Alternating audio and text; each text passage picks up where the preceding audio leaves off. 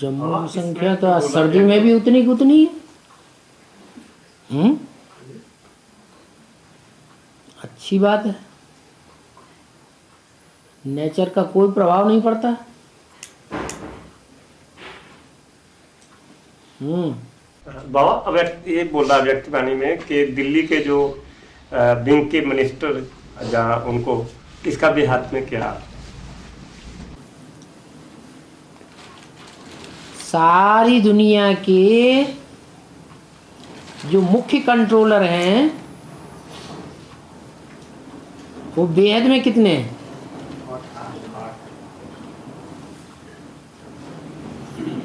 और वो कहाँ होंगे? हैं? दिल्ली में ही। तो हद वाले हद में बुद्धि लगाएंगे और बेहद वाले बेहद में बुद्धि लगाएंगे। वो भी अलग अलग वर्ग के हैं, लौकिक दुनिया वाले मिनिस्टर्स, और ये भी अलग अलग धर्मों से हैं, अलग अलग ग्रुप से हैं। इनके भी वर्ग अलग अलग हैं, एक तो नहीं है। और क्या हुआ, ठंडी लग गई क्या? बाबा एक मुरली में कहा है हाँ, कि जो ऊपर से आत्मा आएंगी, अब जो स्टार्ट होने के बाद जो ऊपर से आत्मा आएंगी वो माँ के पेट में नहीं जाएंगी, प्रवेश करेंगी। ठीक है। तो वो जो पहले आत्मा मौजूद होंगी उनके अंदर प्रवेश करेंगी।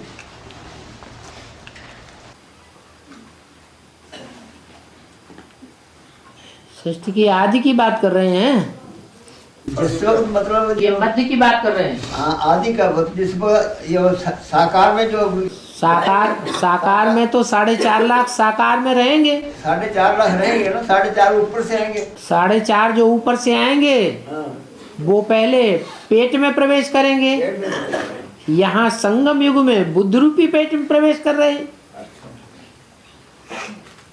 जो भी ब्रह्मा सरस्वती जैसी आत्माएं हैं, कुमार का दादी हैं, भाऊ विश्व किशोर हैं, या और दूसरी जो भी आत्माएं शरीर छोड़ छोड़ करके जा रही हैं, जो एडवांस पार्टी की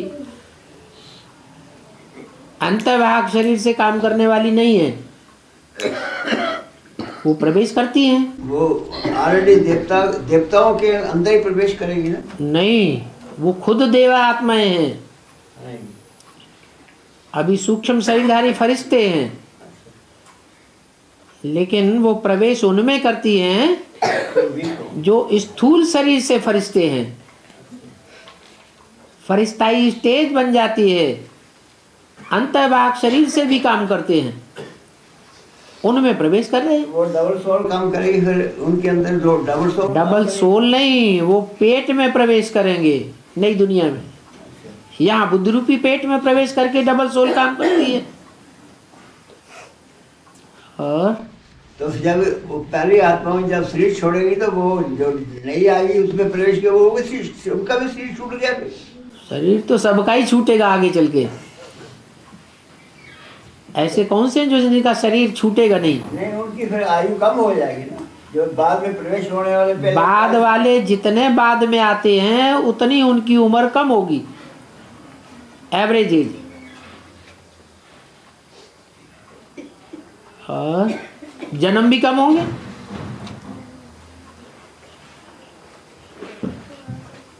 हाँ जी।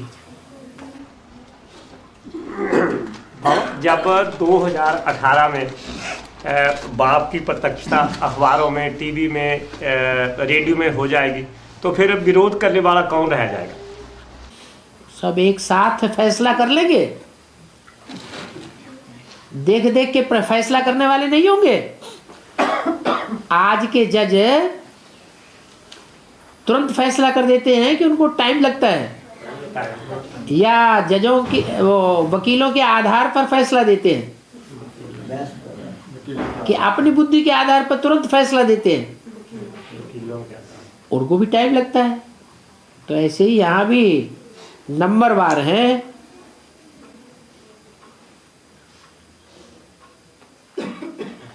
और बाबा बाबा ने कहा जो स्व स्थिति का अनुभव नहीं करते हैं, है जो स्व स्थिति का अनुभव नहीं करते हैं, सहज स्व स्थिति यानी स्वस्थिति का अनुभव नहीं करते। वो स्वर्ग बनाने में मददगार नहीं बनेंगे। फाउंडेशन क्या है? नई दुनिया का फाउंडेशन क्या होगा? नई दुनिया और पुरानी दुनिया की स्पेशल बात क्या है? आत्मा आत्मा भाई। नई दुनिया की स्पेशलिटी यही है, वो सब आत्मिक स्थिति में होंगे, स्व स्थिति में होंगे। और पुरानी दुनिया में सब देवान में होंगे। ये खास फाउंडेशन में ही अंतर है। ब्राह्मणों की दुनिया में ही जो ब्राह्मणों की दुनिया में भी अंतर है। ब्राह्मणों की दुनिया में कोई अभी तक भी कहते हैं बिंदी कैसे देखें, बिंदी कैसे समझें, बिंदी बाप को कैसे याद करें।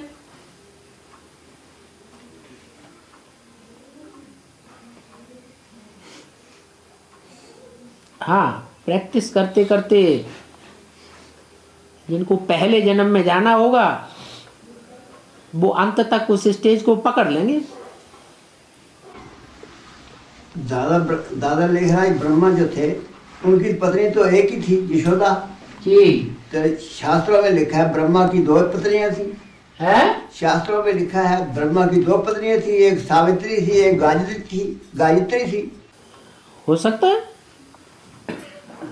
यशोदा उनके साथ अंत तक रही, तो उसके बारे में सबको ब्राह्मण परिवार को मालूम है। जो पहले रही होगी उसके बारे में पता नहीं है।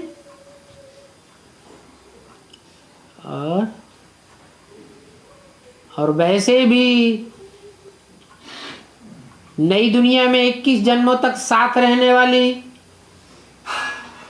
और फिर पुरानी दुनिया में भी साथ रहने वाली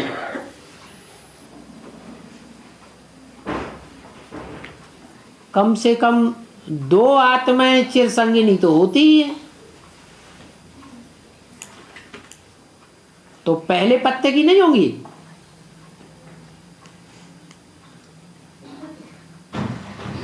सतयुग त्रेता में ऐसी कोई देवात्मा होगी 10 करोड़ के अंदर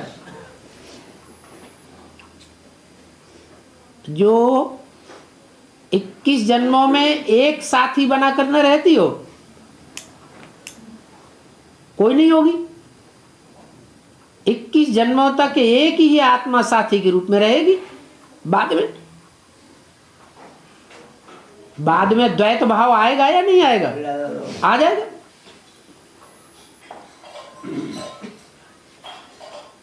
तो पहले पत्ते के लिए जो लागू होता है वो सभी पत्तों के लिए वो बात लागू होती है।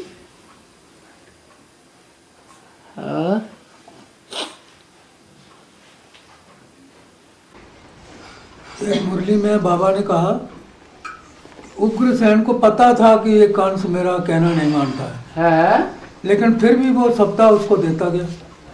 उग्रसेन या जो भी कथा कहानियां हैं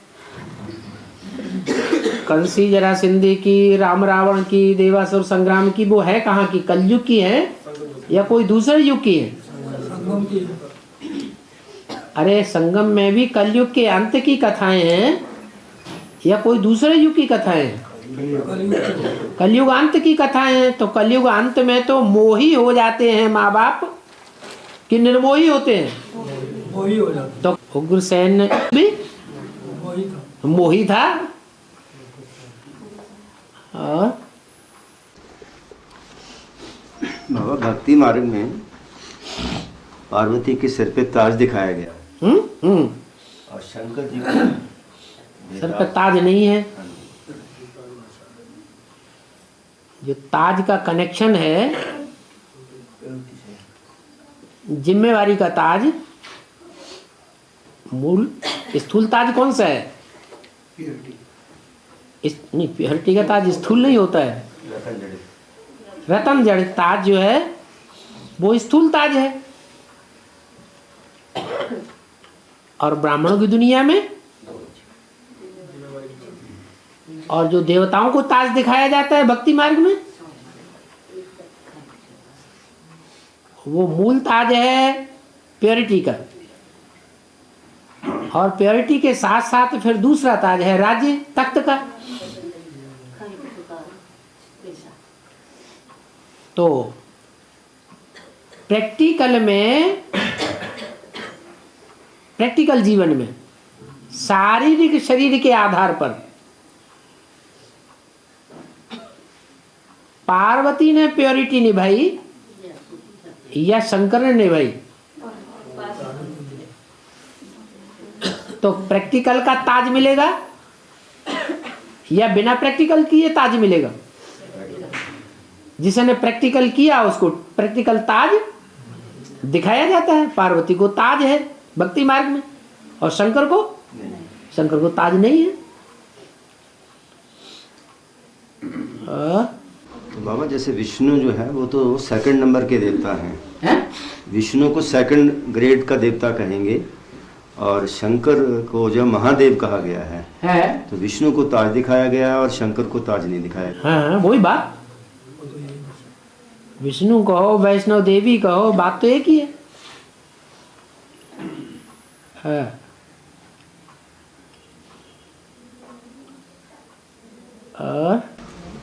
बाबा एक भाई का प्रश्न है कि जैसे कई आत्माएं शरीर छोड़ के ऊपर जाती हैं और वहां से फिर वो वापस लौटा दी जाती हैं, कब? ऐसा मानने में भी आया, सुनने में भी आता है कि जैसे कोई गलती से वो आ जाते हैं, कोई तेज आत्मा बीमार होकर कोई ऊपर चले जाते हैं, वो आत्मा शरीर में ही अटक जाती है कहीं। डॉक्टरों को वो कहते हैं, उनके कहने से क्या होता है, हर आदमी अपनी अपनी कयास लगाता है। फिर वो वहाँ के कुछ समाचार भी आकर के यहाँ बताता है। वो समाचार ऐसे ही है जैसे कोई स्वप्न देखता है, जैसे कोई साक्षात्कार करता है। तो साक्षात्कार करने वाले कहीं जाते थोड़े ही है, अपने शरीर में ही आत्मा रहती है ना। और बाबा जी पृथ्वी के उल्टने का जो राज है, पृथ्वी के उल्टने पलटने का, ऐसी साइंटिस्ट लोग जो हैं वो बार बार अपनी रिसर्च में बता रहे हैं कि ये पृथ्वी के जो है वो नॉर्थ पोल जो है वो साउथ पोल हो जाएगा, साउथ पोल जो है वो नॉर्थ हो जाएगा। इसका बेहद में हम क्या अर्थ लेंगे? कब हो जाएगा विनाश के टाइम? नहीं, उसकी कुछ अनुमान उनके तो ऐसे हैं कि बड़ी जल्दी हो जाएगा, और लेकिन 2012 का जो है वो संकेत देते हैं। तो 2012 का ही उन्होंने कहाँ से निकाल लिया? उन्होंने कुछ स्पीड कैलकुलेट की होगी ना उल्टने की, जो पलटने क्योंकि 24 डिग्री तो करीब करीब धरती पहले से टेढ़ी है, ऐसा उनका जो है ना कैलकुलेशन है। हाँ, कैलकुलेशन क्या, वो तो धुरी तो टेढ़ी है ही, धुरी टेढ़ी है तब तो नॉर्थ पोल पर सूरज 6 महीने चमकता है। जब धुरी यूं झुकी हुई है, ऐसे सीधी होनी चाहिए, सीधी नहीं है, ये सूर्य है, यूं झुकी हुई है, तो नॉर्थ पोल के ऊपर जरा लगातार घूमती भी रहेगी, 24 घंटे लगातार घूमती है, हर 24 घंटे में, तो भी नॉर्थ पोल पर सूर्य की किरण सीधी पड़ेगी ना, तो 6 महीने दिन रहता है। अब वो जो ऐसी झुकी हुई है, जब ऐसा चक्कर लगाते लगाते सूर्य के उस पार पहुंचती है दूसरी ओर, तो बात तो अंधेरा हो जाएगा 6 महीने, और साउथ पोल में उजेला हो जाता है, वो सूर्य के नजदीक पहुंच जाता है। तो वो उसे हद की भाषा में कहते हैं पृथ्वी की धुरी। और हमारी पृथ्वी कौन सी है? बेहद ब्राह्मणों की दुनिया में, बेहद की भाषा में हमारी पृथ्वी क्या है? हमारी चैतन्य पृथ्वी है। तो चैतन्य पृथ्वी की धुरी क्या है? जिस धुरी के आधार पर पृथ्वी घूमती है, हर एक सितारा घूमता है। पृथ्वी की बात छोड़ो, वो सितारे जड़ हैं और तुम सितारे धरती के चैतन्य सितारे हो। तो हर सितारे की धुरी क्या है? सूर्य नहीं घूमता है। हर सितारे की कहो, हर पृथ्वी की कहो, धुरी है बुद्धि। क्या बुद्धि? 2 तरह की बात करती है मन बुद्धि। राइटियस बात भी सोचती है और अनराइटियस भी सोचती है। क्या सोचने का मादा अच्छा भी होता है और दूसरी तरफ एक मन कहता है ये, दूसरा मन कहता है ये, ऐसे होता है ना। तो दो धुरी हो गई, नॉर्थ पोल और साउथ पोल। जो साउथ पोल है वो लेफ्टिस्ट माना जाता है, साउथ में इस्लामी है, इस्लाम धर्म लेफ्टिस्ट है। और नॉर्थ पोल जहां उत्तर काशी मानी जाती है, जो सदैव स्थायी है। भले पृथ्वी गड्ढे में जाती है सारी, लेकिन नॉर्थ पोल एकदम गड्ढे में नहीं जाता। तो वो एक अंश की बात हो गई, लेकिन वास्तव में धुरी का चेंज होने का मतलब है बुद्धि पलट जाना। जब बुद्धि पलट जाती है चैतन्य धरणी की, तो बात बदलेगी या नहीं बदलेगी? समा बदल जाएगा या नहीं बदल जाएगा? समा बदल जाएगा। अभी वही धरणी, जिस धरणी पर 5 तत्व तो कार्य कर रहे हैं, पृथ्वी जलवायु अग्नि आकाश, जड़ भी हैं और चैतन्य आत्माएं भी हैं। तो पहले बदलाव किस में आएगा? चैतन्य आत्माएं जो 5 तत्वों की प्रतिनिधित्व करने वाली हैं, उनमें परिवर्तन होगा। वो अभी विरोधी हैं, वो अवरोधी बन जाएं, सहयोगी बन जाएं। फिर कहेंगे पृथ्वी की धुरी चेंज हो गई, मन बुद्धि में बदलाव आ गया। तो जो वैज्ञानिक लोगों ने ये जो निकाला है कि 2012 में पृथ्वी की धुरी चेंज हो जाएगी, दुनिया उलट पलट हो जाएगी, ऐसा कुछ नहीं है। और ना उनका ऐसा कोई कैलकुलेशन है वो जो समझा सकें। अगर कैलकुलेशन है तो उन्होंने अखबारों में क्यों नहीं निकाला? जन सामान्य को क्यों नहीं समझाते? क्या जन सामान्य का आदमी पढ़ा लिखा नहीं है, साइंटिस्ट नहीं है? वो बुद्धि में बातें बसी हुई हैं इसी समय की। इसी समय की बातों के आधार पर वो अपने अपने कयास लगा रहे हैं, जो उनके कयास झूठे साबित हो जाएंगे। हाँ, ब्राह्मणों की दुनिया में वो बात लागू हो सकती है कि पृथ्वी की दूरी चेंज हो जाएगी। तो इसका 2012 से क्या संबंध है? 2012 से ये कनेक्शन है कि जो ब्राह्मणों की एडवांस की ब्राह्मणों की दुनिया 99 से अर्धविनाश हुआ। पांडव वनवासी हुए या राम संप्रदाय वनवासी हो गया। वो राम संप्रदाय वाली मुखिया आत्माएं, उनको 13-14 वर्ष पूरे होते हैं, 12-13 वर्ष। कब? 2012। तो वो टाइम जब उनका पूरा होता है तो उनको अपना स्टेज मिलेगी या ऐसे ही गुप्त घूमते रहेंगे? अभी डर डर के रह रहे हैं, फिर डर डर के छुप छुप के रहने की जरूरत है नहीं? 89 से हाँ हाँ, 89 में ही तो एडवांस पार्टी में विघटन हुआ था। 99 हाँ, 99 में कहो। है बाबा, सुप्रीम सोल ये इंग्लिश का वर्ड है। हाँ, सुप्रीम सोल को जब हम हिंदी में अनुवाद करते हैं तो परमात्मा कहा गया है, जबकि अंग्रेजी को हिंदी में अनुवाद एक्यूरेट कर ही नहीं सकते, क्योंकि अंग्रेजों की मेंटलिटी अलग और हिंदुओं की मेंटलिटी अलग। वो जब सुप्रीम सोल कहते हैं तो कोई साकार को नहीं मानते, सुपरमेसी। और हम समझते हैं कि सुपरमेसी तभी लागू होगी जब कोई साकार के द्वारा सुपर एक्ट किया जाए। क्या? बिंदी बिंदी बिंदी ढेर सारी बैठी हुई हैं, उनमें एक बिंदी उसकी सुपर एक्ट कैसे साबित होगी? वो सुप्रीम कैसे कही जाएगी? वो तो सुप्रीम मानते ही निराकार को है। इसलिए उनकी मेंटलिटी अलग और हमारी मेंटलिटी अलग। हम साकार में निराकार को मानते हैं।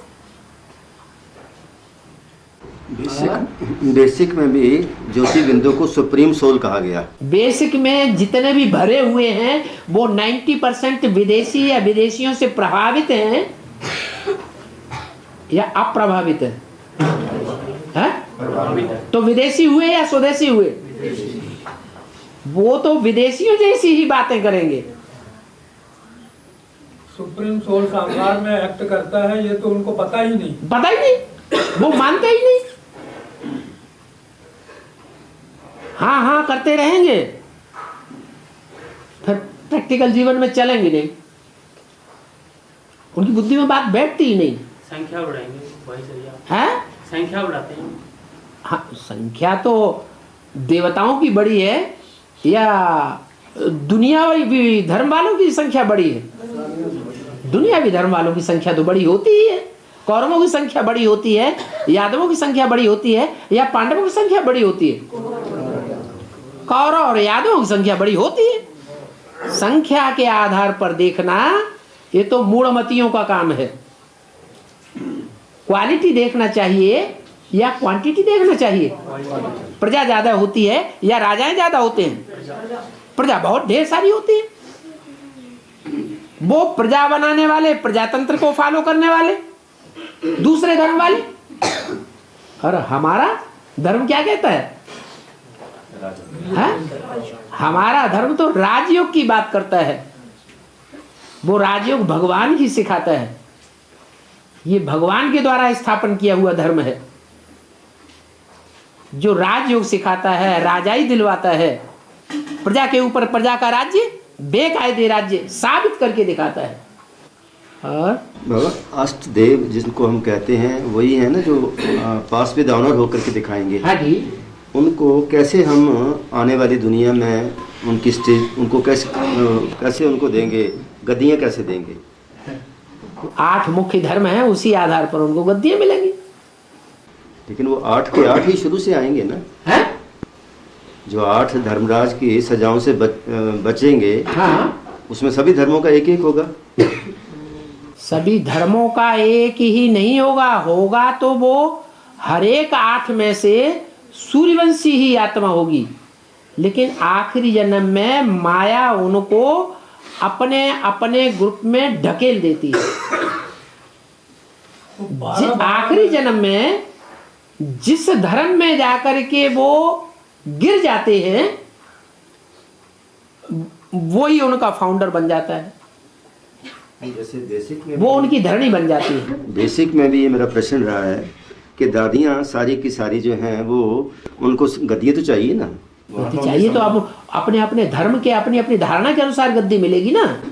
लेकिन वो ये सारे 8 के 8 सतयुग के शुरू में आएंगे। सतयुग की शुरू में 8 क्यों आ जाएंगे? कौन से 8? जो सजाए नहीं खाते। हाँ, जो पास विद ऑनर होंगे। पास विद ऑनर तो संगम युग से ही शुरू हो जाता है उनका राज्य। सतयुग की बात ही छोड़ दो।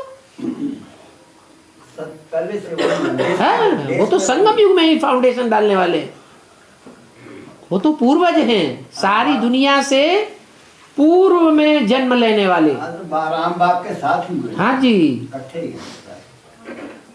सतयुग की तो बात ही नहीं है। बाबा द्वापर युग से, जैसे बाबा ने वाणियों में भी कहा है कि भगवान का साक्षात्कार कराने का पाठ शुरू हो जाता है। द्वापर युग से भगवान का भक्तों को साक्षात्कार कराने का पाठ शुरू हो जाता है। इसका क्या रहस्य है? हर आत्मा में स्वप्न में जाने या साक्षात्कार में जाने के संस्कार भरे हुए हैं। और वो संस्कार कौन से युग में भरे जाते हैं? संगम युग में भरे जाते हैं। अभी संस्कार भरे जा रहे हैं। हम ये माने कि भगवान का उसमें साक्षात कराने का परम धाम में कोई संकल्प चलता है क्या? उसका कोई रोल नहीं है ना, परम धाम में कोई संकल्प नहीं चलता। बाबा। जैसे कलयुग के अंत तक देवता जो है ऊपर से आते रहते हैं, 33 करोड़ देवी देवताओं का कलयुग के अंत तक आना होता है। सभी धर्म की आत्माएं कलयुग के अंतिम चरण तक उतरती रहती हैं। तो अभी उन 33 करोड़ देवी देवताओं में से वो कौन सी ऐसी आत्माएं हैं जो इस समय वहां से सीधी आई हैं? ये रामदेव क्या समझेंगे आप? जो स्वामी रामदेव हैं, ये विदेशी संस्कृति का प्रचार प्रसार कर रहे हैं या स्वदेशी संस्कृति का प्रचार प्रसार कर रहे हैं? स्वदेशी कर रहे हैं। लास्ट वाली आत्मा है। अरे योग है, आसन है, प्राणायाम है, ये तो महर्षि पतंजलि के जमाने से वो ग्रंथ चले चले आ रहे हैं। कहाँ उस युग के योगी जो दैहिक योग सिखाते थे, आसन प्राणायाम, और कहाँ लास्ट जन्म के योगी ये। अब इनका प्रभाव क्यों हो रहा है इतना ज्यादा? पतंजलि के प्रभाव को इन्होंने फीका क्यों कर दिया? क्योंकि ऊपर से नई उतरने वाली आत्मा है। तो जो भी ऊपर से नई आत्माएं उतरती हैं उनका प्रभाव जास्ती हो जाता है। तो बाबा जैसे कि समय अब अंतिम चरण में पहुंच गया है, हाँ। तो रामदेव जैसी आत्माएं जो हैं वो भी बाबा के साथ जुड़ेंगी ना? अभी क्यों जुड़ेंगी? अंतिम समय में जाके जुड़ेंगी कि अभी जुड़ेंगी? दुनिया के बड़े बड़े पूंजीपति हैं, मल्टी मिलियनर्स हैं, वो अंत में जाके जुड़ेंगे। दुनिया के जो बड़े बड़े पैसे वाले गिनाए जाते हैं अखबारों में, रॉकफेलर वगैरह, वो अंत में जुड़ेंगे कि अभी जुड़ेंगे? हैं? अंत में जाकर के जुड़ेंगे, जब सारी दुनिया में आवाज फैलेगी। तब तक उनका अहंकार टूटने वाला नहीं है। जिनके पास धन है उनको धन का अहंकार रहता है, उनके पास तो अखूट धन है। बस में भूत भी होता रहेगा तो भी उनको नशा चढ़ा रहेगा। कहां तक खत्म होगा? लास्ट में जाकर जब देखेंगे, अरे फिर तो बात ही सच्ची है, तब हार्ट फेल होने पर आ जाएंगे। बाबा कई वाणियों में कहा गया कि शंकर की आत्मा, तो राम की आत्मा ही शंकर के रूप में इस समय पार्ट प्ले कर रही है ना? शंकर माना मिक्स, नहीं तो शंकर की मिक्स पार्ट संगम युग का है। शंकर तो एक शंकर, ब्रह्मा, विष्णु, ये 84 जन्म का पार्ट है या सिर्फ संगम का पार्ट है? सिर्फ संगम का पार्ट है। तो शंकर की उसमें भी जो विष्णु है और जो शंकर है वो ऐसा संपन्न पुरुषार्थी आत्माएं का पार्ट है जो संगम युग में ही सिद्धि को प्राप्त कर लेते हैं। शंकर कोई अलग से नहीं है, एक आत्मा। राम की आत्मा ही करेंगे? नहीं, शंकर जो है उसमें 3 आत्माओं का पार्ट का कॉम्बिनेशन है। शिव का भी कॉम्बिनेशन है, राम वाली आत्मा का भी कॉम्बिनेशन है, और दादा लेखराज ब्रह्मा और कृष्ण वाली आत्मा का भी कॉम्बिनेशन है। लेकिन तीनों के बीच में जो पार्ट कोई तो मुख्य होगा। साकार शरीर के हिसाब से तो सुप्रीम सोल तो सिर्फ संगम में ही साकार पार्ट बजाता है, वो भी दूसरे के तन के द्वारा। अपना तन तो है नहीं, उनको तो अलग कर दो, बाकी रह गए 2। तो 2 में सुपर पार्ट किसका है? शंकर का सुपर पार्ट है, लेकिन वो इंद्रियों से कोई पार्ट नहीं बजाता। जिसे शंकर नाम देते हैं उसका तो कोई इंद्रियों से पार्ट नहीं है, उसका पार्ट है याद का। काहे से विश्व की बात सही लेता है? याद से विश्व की बात सही। तो याद का उसका जो पार्ट है वो इंद्रियों का पार्ट न होने की वजह से बोल दिया शंकर का कोई पार्ट नहीं। तो फिर साकार शरीर से पार्ट किसका रह गया? ब्रह्मा का रह गया। तो इसलिए ये नहीं कह सकते कि प्रजापिता शंकर है। प्रजापिता माने राम है, वो ठीक है, राम बाप माने प्रजापिता, लेकिन प्रजापिता शंकर है, ये टोटल रंग। इसलिए भक्ति मार्ग में बोला भी गया है, और एक गुप्त मत सबे कहो कर जोर, शंकर भजन बिना नर भगति पावे मोर। वहां जो शंकर नाम लिया गया है वो शिव के लिए इंट्रोड्यूस किया है। शिवद्रोही मम दास कहावा, सोनर सपने मोहि न पावा। जो शिव नाम लिया गया है वो राम वाली आत्मा स्वयं ये कह रही है कि अगर राम वाली आत्मा में से शिव को अलग कर दिया जाए तो कोई अस्तित्व नहीं रहता है। फिर राम वाली आत्मा की पूजा करते रहो, भक्ति करते रहो, कोई फायदा होने वाला नहीं, याद करते रहो। और बाबा जैसे अभी राम और कृष्ण की आत्माओं की तमो प्रधान अवस्था हो गई अंत में, कलयुग के अंत में, तो गुरु नानक की आत्मा जो है वो भी सभी आत्माएं, उसकी भी तो सभी आत्माएं तमो प्रधान हो गई। जितने भी पुरानी पार्टधारी आत्माएं हैं वो सब, जैसे कहा गया कि राम जो है वो रावण बन जाता है, जो भी आत्माएं हैं, तो गुरु नानक फिर क्या बन जाता होगा? गुरु नानक भी नीचे गिरता है, वो तमो प्रधान नहीं बनेगा क्या? सिख धर्म के लोग तमो प्रधान बनकर के आपस में लड़ नहीं रहे हैं?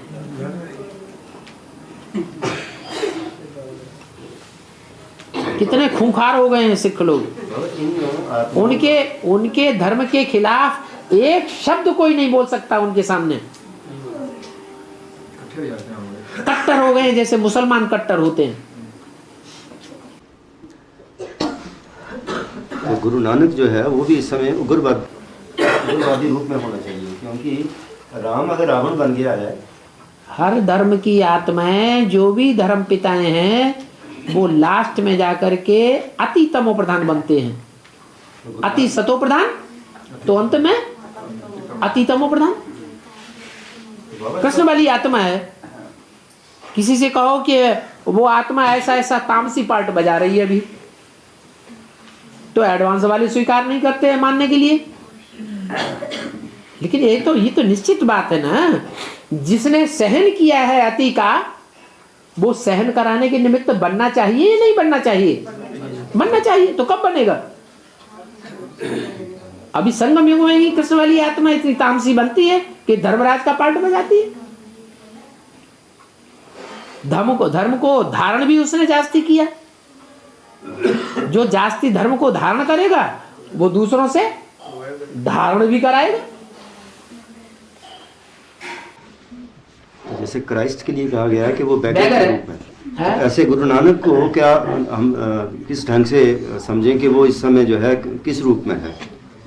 क्राइस्ट और कृष्ण की राशि मिलाई गई है, वो एक अलग बात हो गई। लेकिन गुरु नानक है, जैन धर्म है, इनकी राशि राम वाली आत्मा से मिलती है। जैसे जैन धर्म में भी 24 तीर्थंकर माने गए, हिंदुओं में भी 24 अवतार। जैसे सनातन धर्म के 10 गुरु हैं टोटल, सिखों में भी 10 गुरु माने गए हैं। और सिखों में 10 गुरु माने गए, फिर भी ये कहते हैं गुरु माने ग्रंथ है, फिर भी ग्रंथ को गुरु मानते हैं। माने कोई से साकार को नहीं मानते हैं गुरु। तो बाबा जैसे कि बाबा ने कहा है कि जब इनके धर्म गुरु आएंगे ज्ञान में, तब ये ज्ञान को समझ पाएंगे। हाँ, धर्म गुरु भी तो 3 प्रकार के हो गए।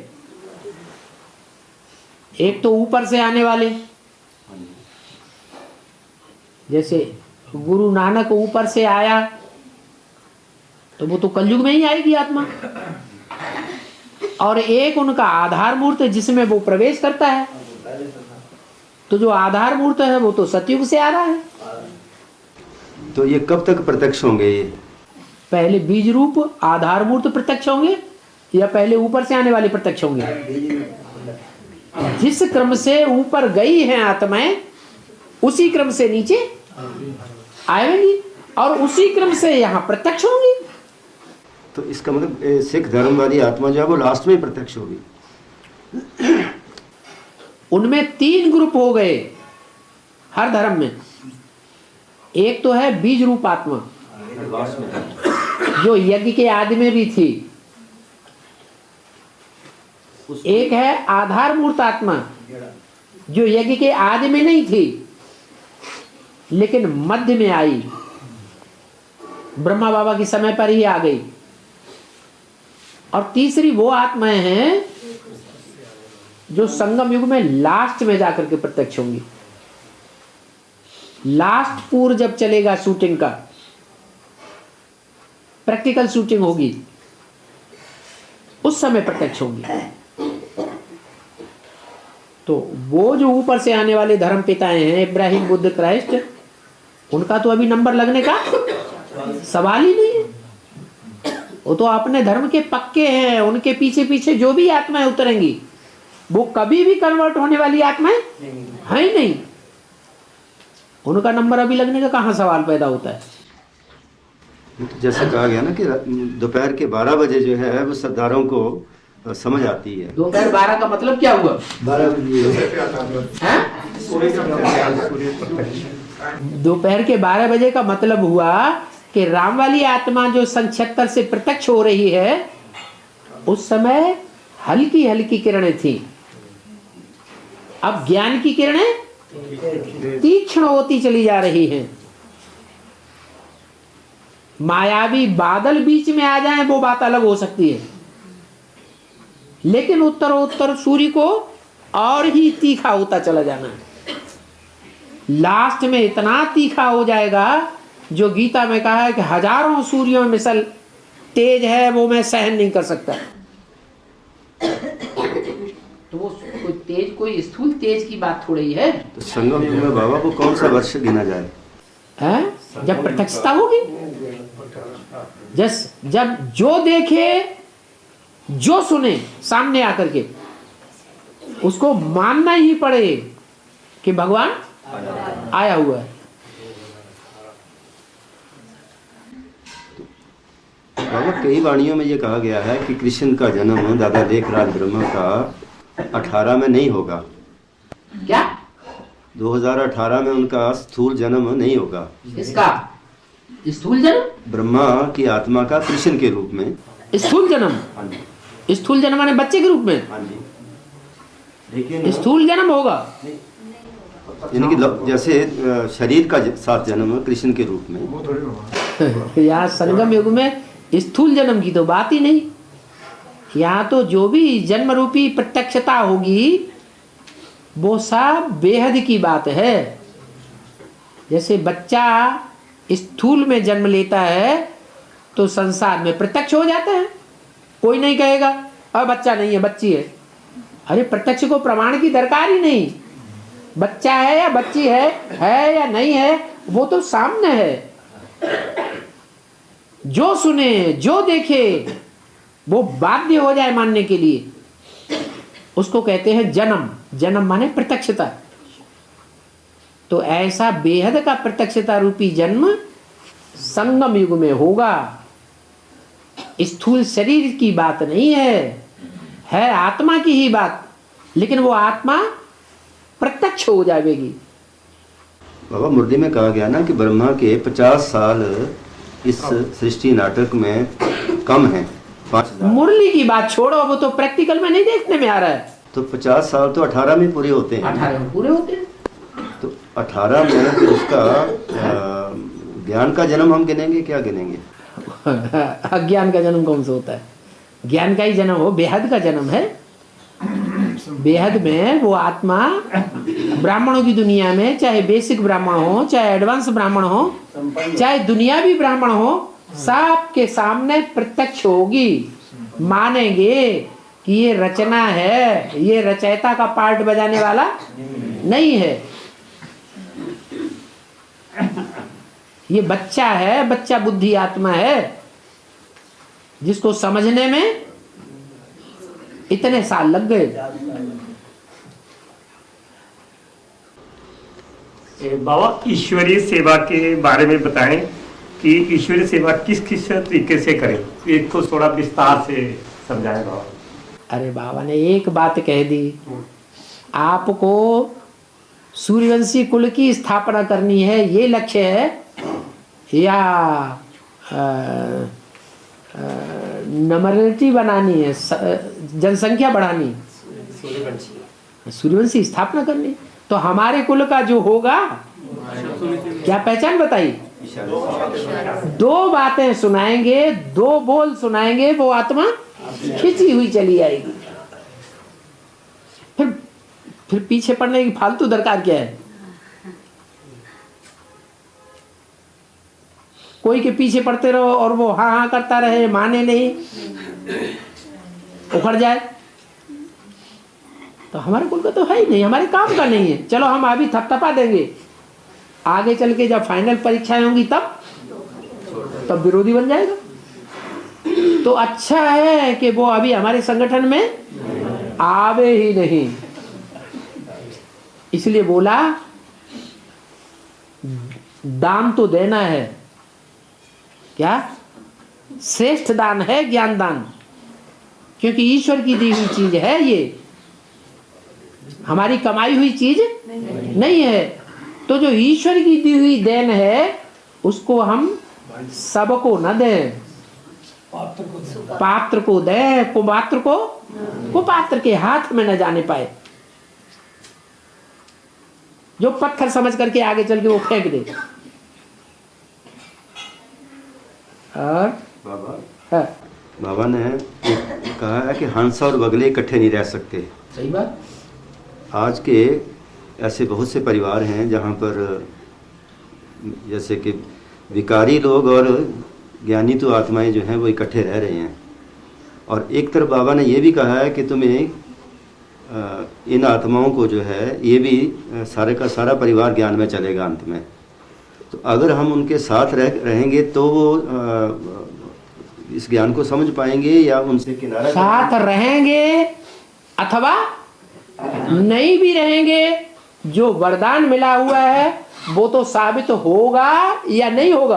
वो तो देखिए दोनों में से हम किसको श्रेष्ठ माने? साथ रहने को, हंस और बगलों को इकट्ठा रहने को श्रेष्ठ माने, या दो प्रकार की आत्माएं हैं। एक है अति का सहन करने वाली और एक है राजाई किस्म की आत्मा। क्या कंट्रोलर किस्म की है, किसी से कंट्रोल होने वाली नहीं है। सामना करने का उनका स्वभाव है जन्म जन्मांतर का। सारी प्रजा और सारे अधिकारी एक तरफ हो जाएं और वो एक तरफ हो जाएं तो भी सहन नहीं करेंगी। क्या करेंगी? तो मुकाबला कर जाएंगी। मर जाएं कोई हर्जा नहीं, सही छूट जाए,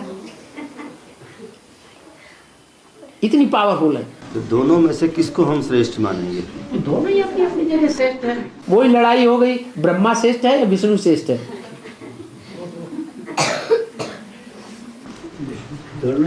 लेकिन ऐसे वातावरण में अगर कोई गीता पाठशाला की करता है तो उसको मान्यता तो नहीं दी गई है। गीता पाठशाला उसी की मान्यता मिलना चाहिए जो परिवार में पूरा परिवार चल रहा हो। अगर परिवार में आधे विरोधी है और आधे अवरोधी है, सहयोगी है, विरोधी तो नहीं हम कह सकते ना, तो सहयोगी है तो चलने वाले हैं ना, विरोध तो पैदा नहीं कर रहे हैं ना। लेकिन है तो बगले। इस क्लास है, टीचर टीचिंग कर रहा है, सब स्टूडेंट्स एक जैसे हैं क्या? पढ़ाई पढ़ने वाले स्टूडेंट्स नंबरवार हैं या सब एक जैसे हैं? तो जो सहयोगी है विरोध तो नहीं कर रहे हैं, उनको स्टूडेंट नहीं मानेंगे आप? उनको स्टूडेंट मानना पड़े। लेकिन वो गीता पाठशाला नहीं मानी गई। आप ज्ञान में चल रहे हैं, घर में जाकर के आप कुछ बोलेंगे, कुछ मुरली सुनेंगे तो उनके कान में पड़ेगी या नहीं पड़ेगी? क्लास भी रोज करते हैं। क्लास तो कर रहे हैं वो। चलो क्लास भी न कर रहे हो लेकिन विरोध तो नहीं करते हैं। नहीं, मेरा तो इसलिए वो क्लास के स्टूडेंट्स ही हैं। मेरा कहने का भाव ये है हाँ। कि वो ऐसे वातावरण में जो गीता पाठशाला चल रही है उसको गीता मंदिर मानेंगे? वो गीता पाठशाला जिसमें कोई विरोधी नहीं है वो गीता पाठशाला है। और वो गीता पाठशाला जिसमें 10 सदस्य हैं परिवार में, लौकिक परिवार में, और एक सख्त विरोधी है, तो वो आने वाले स्टूडेंट्स को उखाड़ता रहेगा, विरोध पैदा कर देगा। जैसे तालाब में एक मछली गंदी होती है तो सारी तरह तालाब को गंदा कर देगी। इसलिए हंस बगुले इकट्ठे नहीं रह सकते। तो उनको हम बगुला नहीं कह सकेंगे? किनको? जो सहयोगी हैं। विरोधी नहीं है, सहयोगी है, बगुला क्यों है? ब्रह्मा की भुजाएं हैं ना। बाबा विरोधी तो वो भी हैं। कौन? अब एक साथ रह रहे हैं। हाँ। एक परिवार ऊपर वाले छत में रह रहा है, एक परिवार नीचे है। वो विरोध तो नहीं करते लेकिन तीसरे दिन वो मांस पकाना शुरू कर देते हैं नीचे। परिवार उसे कहा जाता है जो एक चूल्हे पर खाना खाने के लिए तैयार हो और खाते हो प्यार से। परिवार उसे कहा जाता है जो एक के कंट्रोल में हो। अगर एक के बड़े भाई के कंट्रोल को नहीं मानते हैं, बाप के कंट्रोल को नहीं मानते हैं, तो परिवार नहीं है, कोई खून दूसरा हो गया है। यही तो परिवार की परिभाषा बदल गई। विदेशियों का परिवार अपनी जगह है और स्वदेशियों का परिवार अपनी जगह।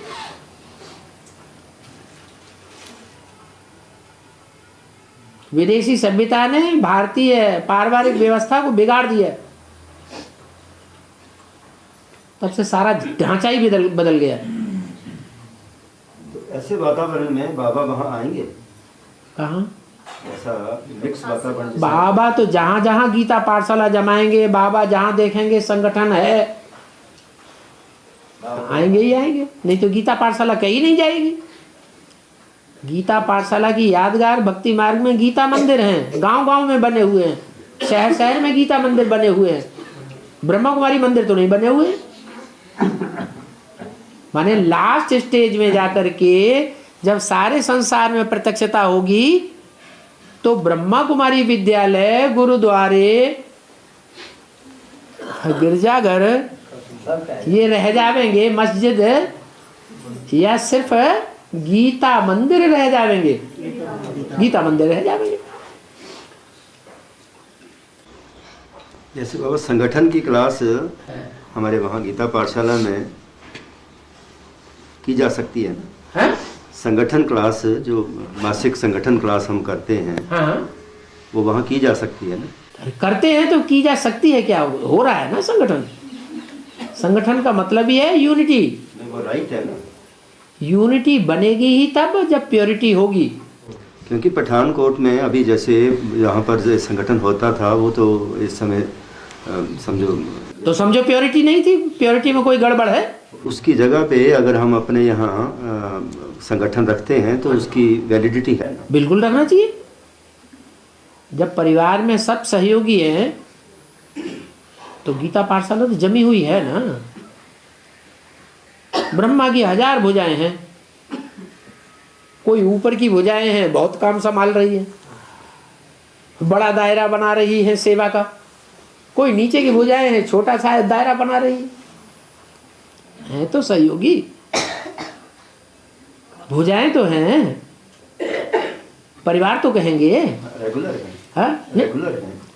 चलो एक जैसी रेगुलर न भी हो, विरोधी तो नहीं है बस।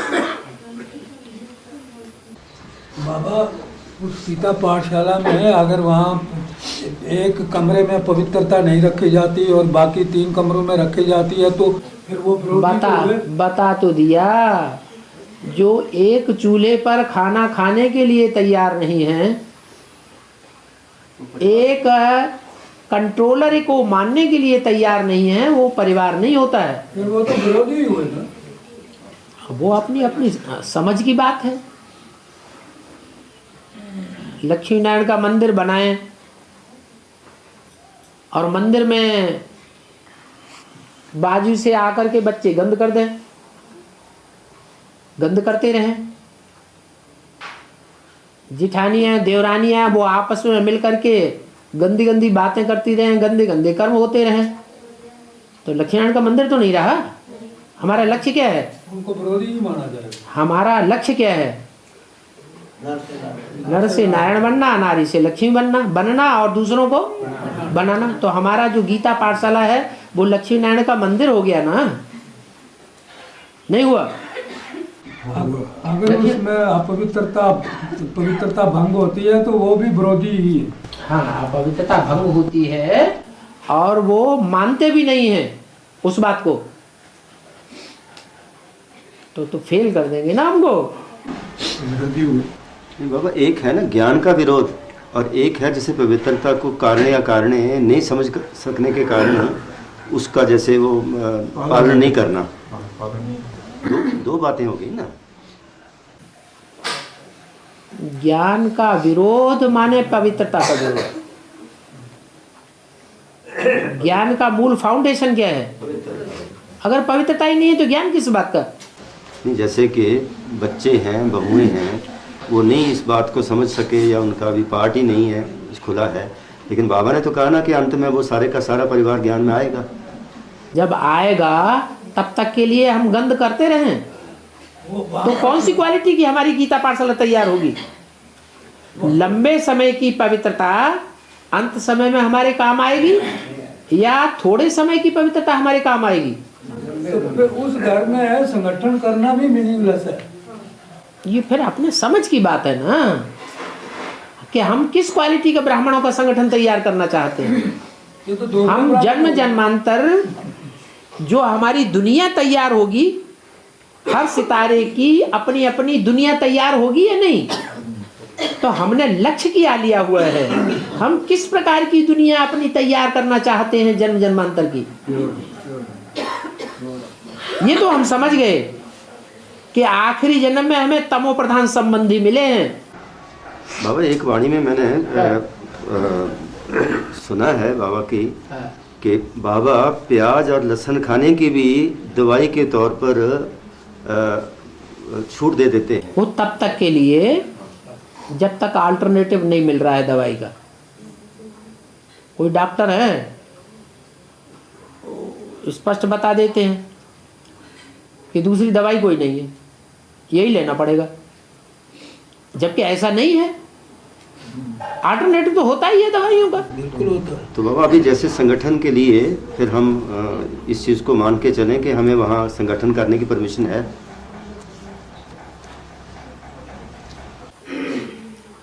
संगठन माने यूनिटी है ना, और यूनिटी माने प्योरिटी, और प्योरिटी की कैटेगरीज है। क्या प्योरिटी की कैटेगरीज है या नहीं है? कैटेगरीज है। तो आप किस कैटेगरी का संगठन आप अपना मेंटेन करना चाहते हैं वो आपके ऊपर है। नहीं, हम तो आपसे श्रीमत चाहते हैं ना कि हमें गाइडेंस। इम्प्योरिटी में तो श्रीमत लागू ही नहीं होती। नहीं, बता दिया। इम्प्योरिटी एक तरह की नहीं है, इम्प्योरिटी अनेक प्रकार की है, प्योरिटी भी अनेक प्रकार की है। तो हम किस स्टेज की प्योरिटी मेंटेन करना चाहते हैं? जो पहला नारायण संगम युग का है उसकी प्योरिटी लक्ष्मी नारायण की चित्र में दिखा दी। लक्ष्मी नारायण कैसे खड़े हैं। फिर सतयुग के पहले जन्म में जो लक्ष्मी नारायण बनेंगे वो राधा कृष्ण नीचे खड़े हुए दिखाए गए हैं। उनकी दृष्टि की प्योरिटी देखो, एकदम शुरुआत में ही इतना अंतर देखने में आ रहा है प्योरिटी में। फिर बाद वाले नारायण आएंगे तो वो तो और ही नंबरवार स्पष्ट देखने में आएंगे। जब प्योरिटी नहीं है जिस घर के अंदर वहाँ संगठन होगा वो प्योरिटी का झंडा ना हिलाओ। प्योरिटी अगर आप कहते हैं फर्स्ट क्लास प्योरिटी, तो फर्स्ट क्लास प्योरिटी यहाँ कौन ताल ठोक के कहेगा कि हमारी फर्स्ट क्लास वाइब्रेशन की प्योरिटी है। हमारा वाइब्रेशन सिर्फ एक के प्रति जा रहा है, दुनिया में किसी दूसरे के प्रति नहीं जा रहा है। कोई छाती ठोक के कहेगा? कोई नहीं कहेगा। इसलिए चांस सबको, जब बिल्कुल ही टूट जाएगा प्योरिटी कहो, यूनिटी कहो, तो वहां अपने आप ही लोग जाना बंद कर देंगे। इसलिए चांस न देने की बात नहीं है। Exceptional case. हाँ जी, ये नियम है। जहां प्योरिटी होगी वहीं यूनिटी होगी। अव्वल नंबर की प्योरिटी होगी तो अव्वल नंबर की यूनिटी बनेगी। द्वैम नंबर की प्योरिटी होगी तो द्वैम नंबर की यूनिटी बनेगी।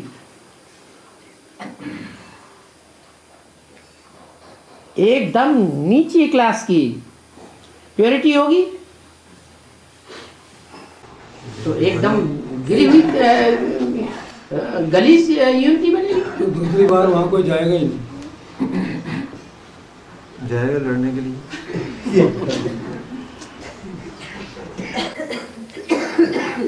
बाबा जैसे अब संसद है, इकट्ठे तो होते हैं सब, शासन चल रहा है, चल तो रहा है।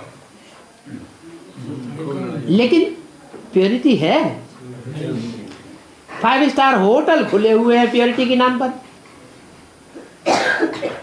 आश्रम तो कहीं नहीं बने हुए हैं जहां लोगों को ठिकाना मिल सके। तो जैसी प्योरिटी वैसी यूनिटी। कोई किसी के कंट्रोल को मानने के लिए तैयार नहीं है। बड़ी बड़ी सभाएं होती हैं, प्राइम मिनिस्टर इंदिरा गांधी की भी नाक तोड़ देते हैं पत्थर मार के। गृह मंत्री की लड़की है, उठा के ले जाते हैं, किडनैप कर लेते हैं। कैसी यूनिटी हुई? बाबा बड़ी मम्मी रुद्रमाला का मन का है, हाँ, लेकिन उसको राजमाता के रूप में प्रदर्शित किया गया है। तो रुद्रमाला तो पुरुष वर्ग में आती है, तो उसको राजमाता के रूप में जब दिखाया गया तो वो तो स्त्री वर्ग में आ गई। कुछ कंट्रोलर है या नहीं है? राजमाता कंट्रोलर की स्टेज में है या कंट्रोल्ड होने वालों की स्टेज में है? है कि वो तो हम जो पूछ रहे हैं सो बताओ, राजा की स्टेज में है या रानी की स्टेज में है? राजा की स्टेज में है। राजमाता, हाँ, राजमाता है, लेकिन राजमाता स्त्री चोला होते हुए भी कंट्रोल्ड होने वाली है या सबको कंट्रोल करने वाली है? अगर कंट्रोल्ड होने वाली होती तो ऊंची स्टेज पे क्यों बैठाई गई है? राजा रानी से भी ऊंची स्टेज राजमाता की बनाई जाती है। कंट्रोल करने वाली। मान मर्तबा रखना पड़े। भाव स्वभाव संस्कार की बात है। यहाँ स्त्री और पुरुष चोला नहीं देखा जाता। चोला चमार देखते हैं, बाबा ने बोला। यहाँ क्या देखते हैं? भाव स्वभाव संस्कार देखते हैं। अंदर से संस्कार कैसे हैं? कंट्रोल्ड होने वाले संस्कार हैं या कंट्रोल करने वाले संस्कार हैं?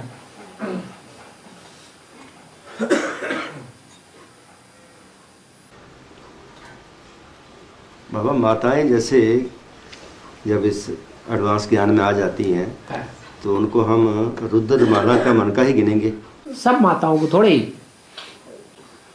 लेकिन उनके अंदर माताओं कोई का माताएं अभी भी ऐसी एडवांस में चल रही हैं जो ब्रह्मा कुमारियां सामने आ जाएं तो अभी भी उनकी टांगें दबाना शुरू कर देंगी, उनकी ही बातें मानना शुरू कर देंगी। अपना पति कितना भी अच्छा ज्ञान में चलने वाला हो, एडवांस में चलने वाला हो, नहीं मानेंगी उसकी बात।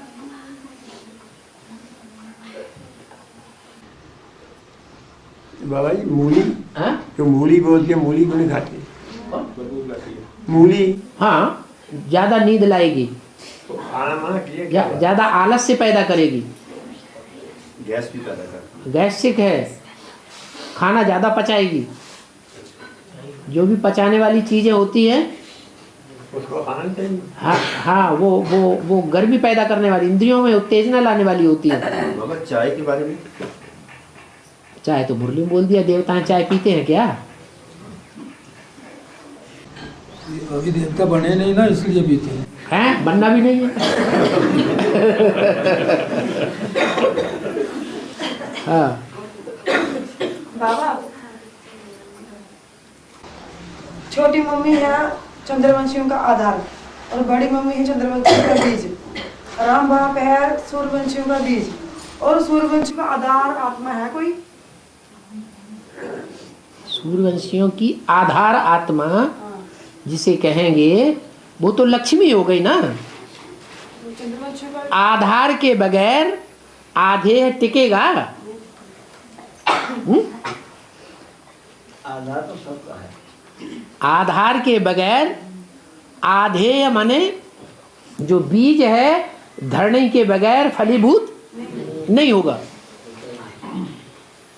तो बीज चाहे सारे वृक्ष का बीज है, उसको भी आधार चाहिए। राम वाली आत्मा स्वयं चाहे कि मैं सरसब्ज हो जाऊं, नहीं हो सकती। रुद्रमाला का सारा संगठन देखने में आ रहा है अभी, लेकिन रुद्रमाला माला में संगठित दिखाई दे रही है। क्यों नहीं दिखाई दे रही? क्योंकि आधार नहीं है। आधार होगा तो संगठन बनेगा। लक्ष्मी दोनों बीज रूप होगी, सूर्यवंशी और चंद्रवंशी भी। लक्ष्मी दोनों, सूर्यवंशी और चंद्रवंशी दोनों का आधार होगी लक्ष्मी। छोटी मम्मी हाँ तो चंद्रवंशियों का भी तो आधार है वो। ये किसने कहा नहीं है? दोनों का होगी। हाँ? दोनों का होगी फिर। वो तो सूर्यवंशी है ही नहीं। हाँ विजय वाला भी।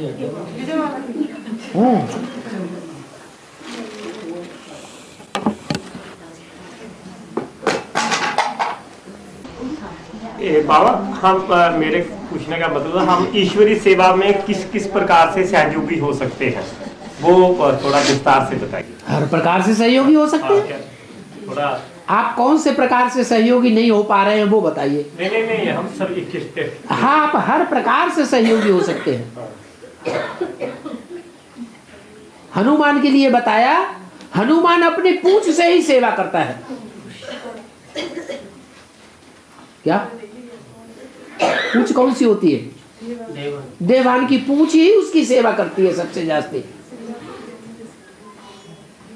तो सेवा तो आप किसी भी तरीके से कर सकते हैं।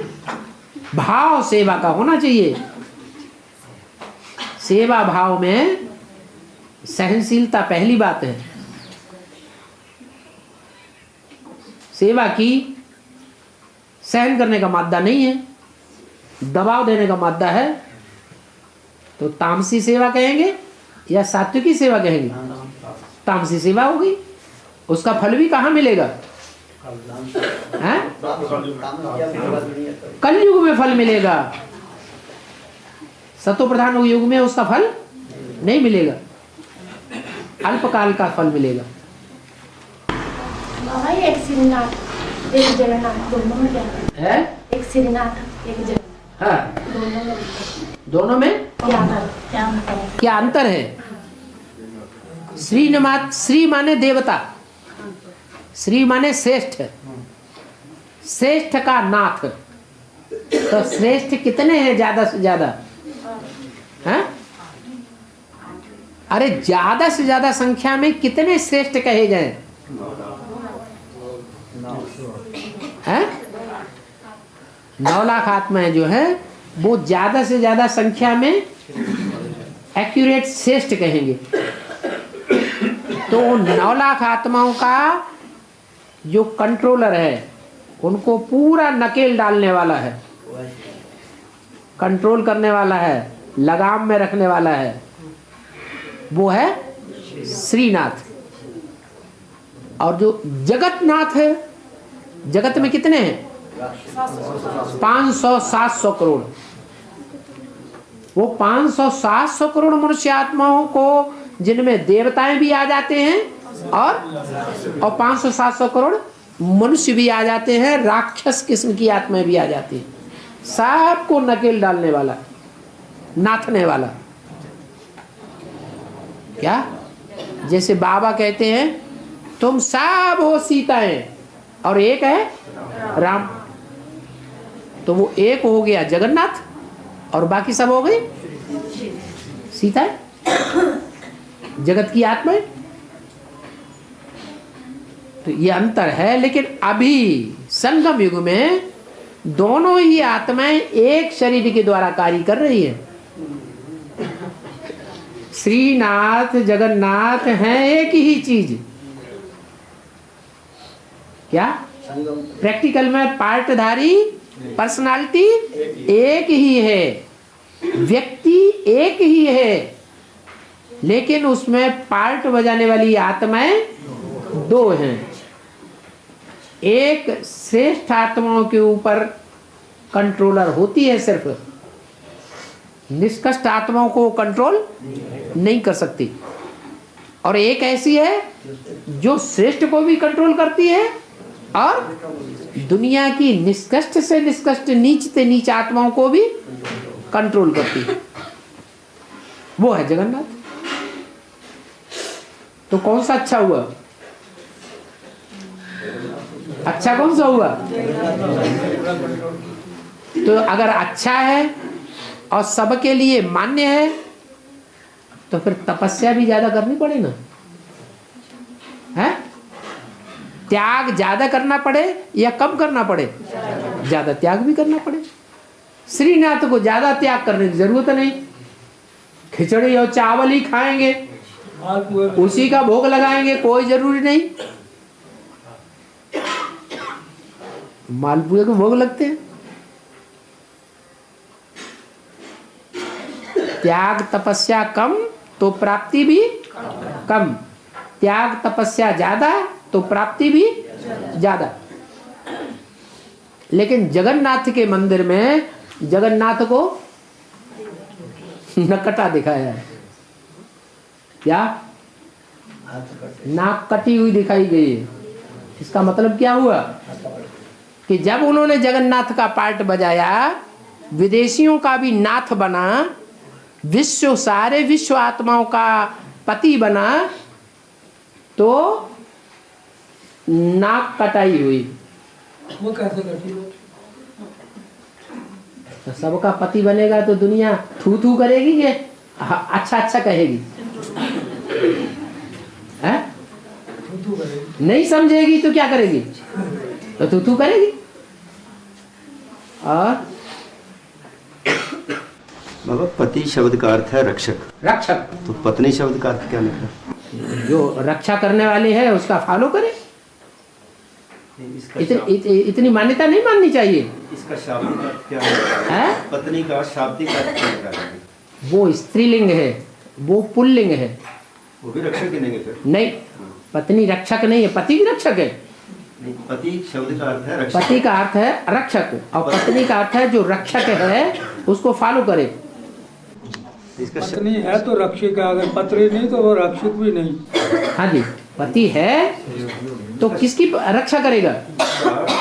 जो उसका सहयोगी बने, जो असिस्टेंसी में रहे, जो असिस्टेंट बने, कार्य में सहयोगी बने, उनकी क्या करे? उनकी रक्षा करे। पत्नी नहीं है तो कंट्रोल में ही नहीं है, तो रक्षा किसकी करेगा? रचना पहली है पत्नी, और रचना का काम ही नहीं कर रही है, तो फिर उसको रचना मानना ये तो बेवकूफी है। सेवा करे। अरे सेवा किसकी की जाएगी? जिसको बड़ा समझेंगे उसकी सेवा करेंगे, या जिसको छोटा समझेंगे उसकी सेवा करेंगे? बड़े की ही सेवा करेंगे।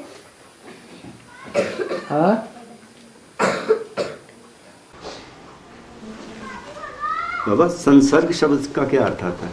संपूर्ण सर्ग माने कनेक्शन में आना। नहीं, संपर्क को भी तो कनेक्शन ही कहेंगे। संपर्क हल्का हल्का होता है। अच्छा, संसर्ग उससे बड़ी। हाँ, संसर्ग थोड़ा ज्यादा गहरा है, और संबंध अति गहरा है। संपूर्ण बांध लिया, सम माने संपूर्ण, बंध माने बंधन, हर प्रकार से बांध लिया माने संबंध। एक शब्द आता बाबा सर्वशक्तिवान और दूसरा आता सर्वशक्तिमान। सर्वशक्तिवान और सर्वशक्तिमान। मान माने मान्यता, वान माने वाला, धनवान, धन वाला, सर्वशक्तिवान, सर्वशक्तियों वाला, मान वाला है, हाँ, मान नहीं है। मान्यता है। और तो परमात्मा के लिए हम सर्वशक्तिवान और सर्वशक्तिमान दोनों शब्द यूज करेंगे। वो मान्यता देने वालों के ऊपर है।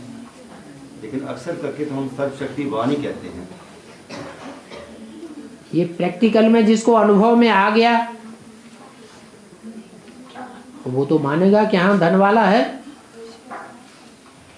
प्रैक्टिकल में अनुभव नहीं आया, दूसरों ने कहा, उसने सुन लिया और मान लिया, तो मान्यता की बात हो गई।